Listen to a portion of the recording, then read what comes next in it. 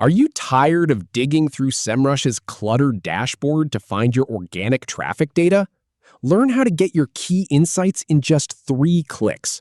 First, we'll organize your projects with folders. Then, I'll show you the exact path to the Organic Traffic Insights report. Let's dive in. First, head over to Semrush Folders to take control of your data.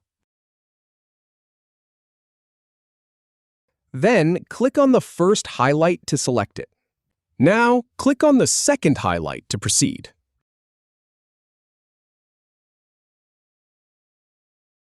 And finally, click on the third highlight to continue.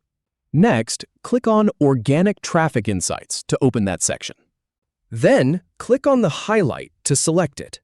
Finally, click on Get Insights to generate the report. That's it. You're all set.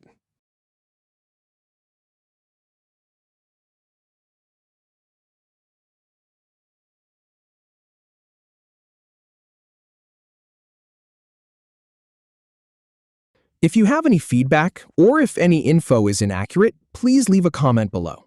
We'll do our best to answer or redo the video if needed. Thanks for watching.